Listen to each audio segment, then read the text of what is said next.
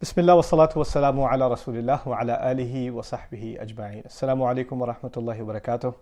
In these few minutes, I wanted to share with you an overlooked fundamental principle of our religion. Allah Azza wa Jal says, وَاتَّقُوا اللَّهَ الَّذِي تَسَاءَلُونَ بِهِ وَالْأَرْحَامِ.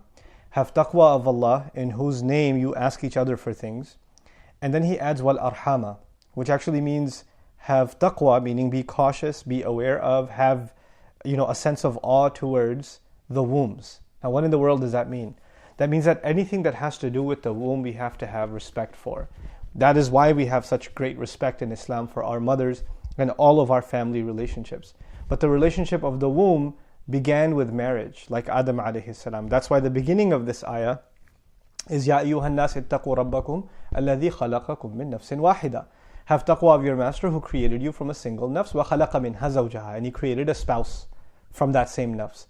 So the ayah actually began talking about marriage, and that's why this ayah is used in the khutbah of marriage by the Prophet ﷺ, and pretty much any nikah you attend, you'll hear this ayah being recited. So the point I wanted to highlight is that relationship is sacred. The relationship between a husband and wife is sacred. It's something very powerful. Actually, Allah says, وَأَخَذْنَا مِنْكُمْ مِيثَاقًا غَلِيظًا. Powerful language in the same surah. These women have taken from you, he's talking to the husbands, they have taken from you a very, very heavy, serious, strong contract.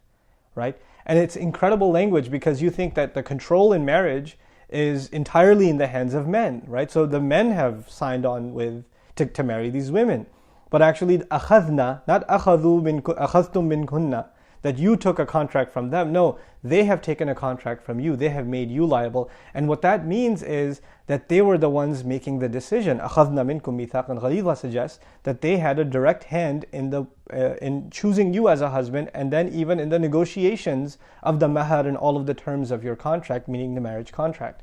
I bring this up because in many Muslim cultures, unfortunately, this principle of giving women the choice to marry who they want is being stripped from them. Parents think that they know best and their children don't know anything. So I'm going to get my daughter to marry whoever I think is right for her. Whether she likes this person or not, if she says no, then she's being stupid. Then if I just yell at her enough and embarrass her enough, then she'll just cave in because she doesn't understand. And this idea of not giving our daughters the ability to make that decision for themselves, or think about it at least for themselves, without the psychological pressures that we unduly put on them. Some of our elders do this, and it's a very common practice, especially in the Indo-Pak subcontinent and other places in the Muslim world. A proposal comes through and they say, well, you're so fat and you're so ugly and you're so short. Who's going to marry you anyway? This guy came along. At least you're lucky to even have a proposal. Just marry him and get it over with. Get off of our show. And it's not really that they care about her happiness. A lot of times it makes it seem like they just want to get rid of her because it's a burden on their shoulders that they have this unmarried daughter and she's getting older and older and older, right? So just anything that comes along, let's just meet certain superficial requirements and get her married off, And this has become a crisis situation. Many young women are getting married to men that they don't want to marry. And sometimes vice versa. Even men are being forced to marry their cousin or somebody from back home, or somebody that they're not interested in marrying. And a lot of these people come to me and they talk to me about their problems. They email me. I find out about this in social media. And you guys know many, many cases of this kind of thing. Some of you sisters that are listening to this, your parents are probably pressuring you to get married to people that you're not interested in. And you're like, if I speak out, is it disrespectful? Because Islam gives so many rights to parents, right? So is it even disrespectful for me to speak up? So in this brief video, even though this video is not going to solve the problem, I just want to highlight something. I want to address something, first of all, to the young people who are being pressured into getting married. I just want to say just a couple of things to you guys. It's not the solution to all of your problems, but at least I'll highlight some things. First and foremost, the relationship you're getting into, you don't go into a marriage thinking you're going to get divorced. You go into a marriage because this is going to be the next half of your life. This is a lifelong commitment. This is the next 50, 60 years of your life. It's not a light decision. A lot of times all you think about is the marriage ceremony, the party, making your parents happy. That's right now.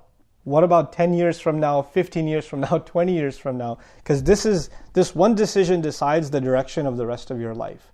So if there was one time where you speak out and say your opinion and take a stand, with all due respect, this is the time. You're not being disrespectful. This is a right Allah gave you.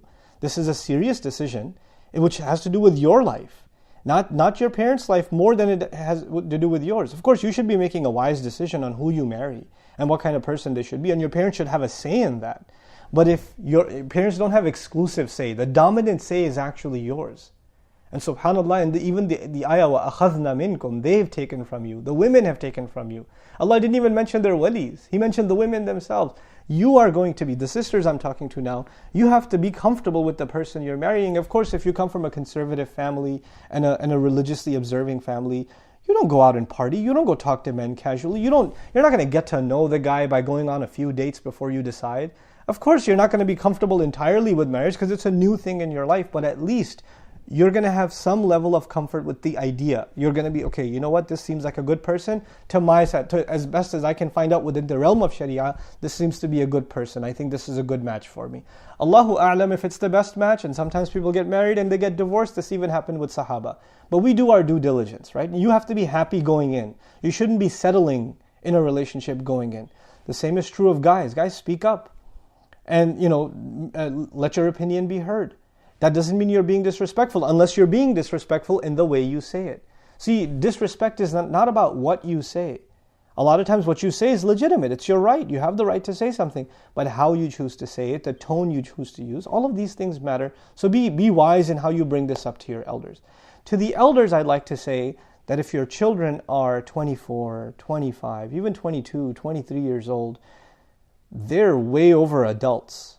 And if they come to you saying, I want to marry this girl, or I want to marry this man, then first of all, and you're living in the West, let me add one more condition here. If you're living in the West, then try to understand something. They would not have brought this proposal up if they weren't serious. Second of all, they're not children anymore. You can call them children when they're 85 years old and you're 150. It won't matter. They're not children anymore. They're adults. And this is not a kid going to a toy shop saying, I want to buy that toy, but get me an Iron Man action figure. And so you just yell at them and say, no, that's not for you. Buy the Ninja Turtles instead. No. This is not the purchase of a toy. This is a life decision. And these young people, you should discuss this decision with them. But for a lot of you parents, when they bring up a proposal, you're like, no way. Are you kidding me? And it becomes a matter of pride that your child chose a person, not you. Look, you brought them into a Western society. They're mingling with men and women all the time. The fact that they may have found somebody, maybe not in the most acceptable means Islamically, but it's already happened. They already like somebody. They're already interested in marrying someone. And you shut them down and you say, no way, this will never happen. This is a matter of our pride. This is a matter of our religion. Well, there are so many other matters of your religion where you ignore to teach them properly, where you ignore to provide them a healthy environment. And now you're getting angry at them for, making a choice or even suggesting a choice. At least consider the choice. Become more open-minded about the possibilities. The world around you has changed. The way you got married, the way even, my parents got married is a different time. Those norms, those standards, cultural standards have changed. The world around us has changed, So we have to be open to the choices that our children are making. Look, if you're sending your son to college, you have enough trust in him to send him to college, to let him work in a non-Muslim society. If you're sending your daughter to school and she's getting an education in a non-Muslim society, you trust her enough to send her out into a cruel, corrupt world, and to survive and uphold her values. So then you have to trust her enough with her decision. At least enough to consider her decision. Even if you don't like the choice at first, at least to consider that decision. So be a little more open-minded about this discussion and control the tempers. No, there's no need for overly dramatic language. There's no need for, oh my God, all of my dreams have shattered and you're no longer my son and all of this stuff. Just take it easy. Take it easy. Everybody needs to be able to say how they feel. In many Muslim cultures, parents don't open up. They only open up when it's too late. And children don't say anything because they're too afraid of what their parents might think. We need to change that culture. We need to have a culture of open, honest, and yet at the same time respectful communication. The last point I'd like to make is the principles of our religion of how men and women should interact. They're timeless principles. But social realities change. Our principles don't change. Social realities change. So the cultural values we've had all along, they may or may not apply anymore. The religious values apply, absolutely. But a lot of times what you think is religious actually isn't religious at all. It's just your cultural comfort zone.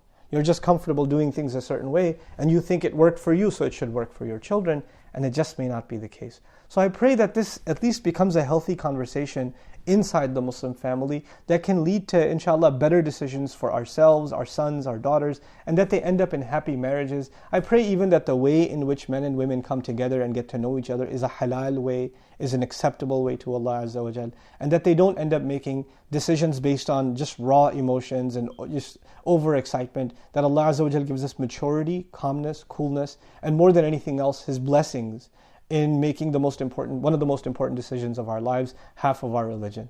Barakallahu li wa lakum. Wassalamu alaikum wa rahmatullahi wa barakatuh.